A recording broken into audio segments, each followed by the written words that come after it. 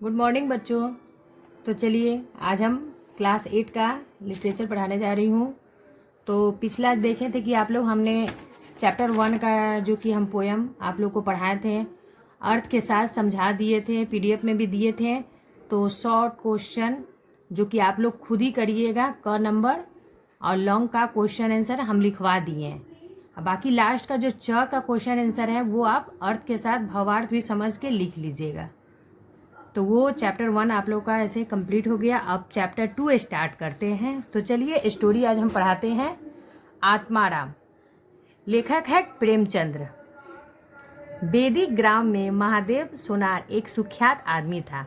मतलब बेदी ग्राम में जो था महादेव सोनार एक क्या था, प्रसिद्ध आदमी था। वह अपने सावन में प्रातः से संध्या तक अंगीठी के सामने बैठा हुआ खटखट किया करता था। सभी लोग उसका आवाज़ सुनकर अभ्यस्त हो गए थे।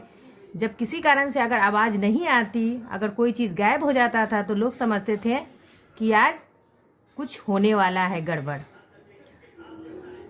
उसका धुंधले प्रकाश में उसका उर्जर्जर शरीर, पोपला मुंह, झुकी हुई कमर देखकर किसी अपरिचित मनुष्य को उसके प्रेत होने का भ्रम हो सकता था।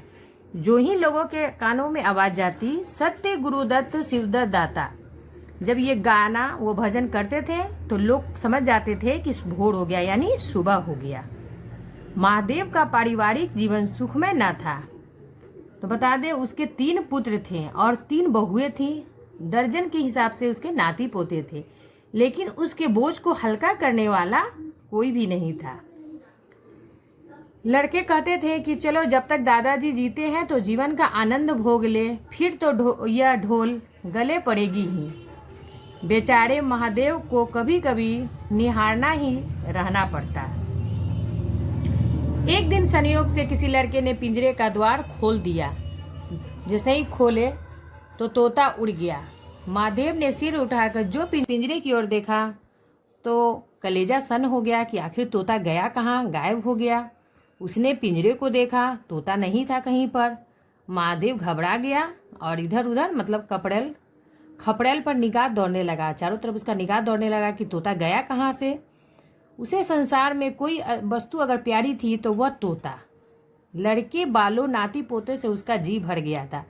तोता से वो बहुत प्रेम करता। जरा सा तोता गायब हो जाता तो सोचने लगता था कि तोता कहाँ गया। लड़कों की चुलबुल से उसके कान में विघ्न पड़ता था। विघ्न मतलब बाधा होता था।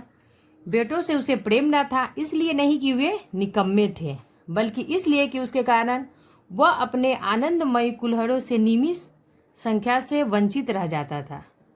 पड़ोसियों से उसे चिढ़ती, इसलिए कि वे अंगीठी में से आग निकाल ले जाते थे। इससे समस्त विध बाधाओं से उसके लिए कोई पनाह थी तो यही तोता था, जिसके सहारे उसका मन लगता था। इससे उसे किसी प्रकार का कष्ट न था। वह अब इस अवस्था में था कि जब मनुष्य को शांति भोग के सिवा और कोई इच्छा नहीं रहती थी। तो एक दिन क्या हुआ कि तोता एक खपड़ेल पर बैठा था। महादेव ने पिंजरा उतार लिया, उसे दिखाकर कहने लगा, आ सत्य गुरुदत्त शिवदाता, और अपना भजन को गाने लगा कि आ जाओ मेरे पिंजरे में। वो जो जैसे भजन गाता था सुबह सुबह तो गाने लगा। लेकिन गांव और घर के लड़के एकत्र होकर चिल्लाने लगे और तालियां बजाने लगे। ऊपर से कौवे ने काव काव की रट लगाई। अब ये आवाज़ सुन के कौवा बोलने लगा, लड़के लोग चिल्लाने लगे, तालियां बजाने लगे। तोता उड़ा और गांव के बाहर निकलकर एक पेड़ पर जा बैठा। फिर तोता वहां से उड़ गया और पेड़ के पास बैठ गया।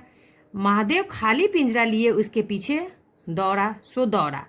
लोगों की उसकी दूरगामिता पर अचंभा हो रहा था कि मोह से इससे सुंदर, इससे अजीब, इससे भावमय कल्पना नहीं की जा सकती।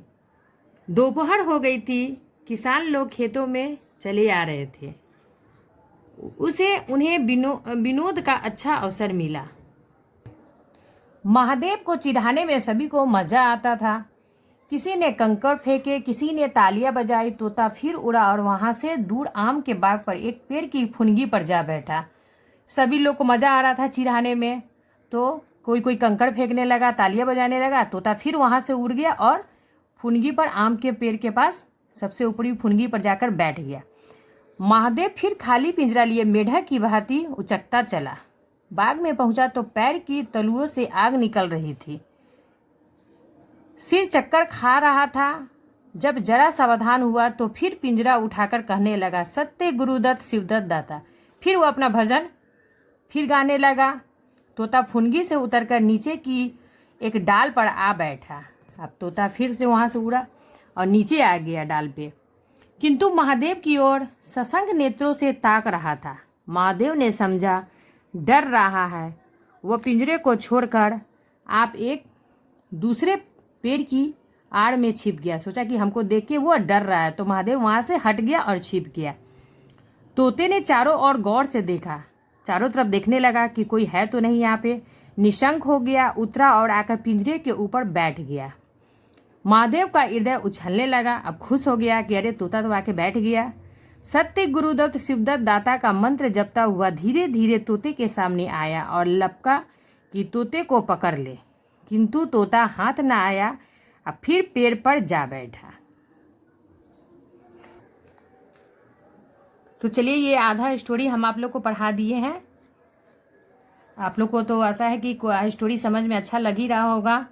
तो कुछ लंबा ही ये स्टोरी है जो कि चैप्टर 1 का है, और वो जो लॉन्ग क्वेश्चन ऐसा लिखा है उसको आप लोग शॉर्ट और लॉन्ग क्वेश्चन लोग को याद करिएगा। वो आप लोग का होमवर्क रहा। चलिए, धन्यवाद।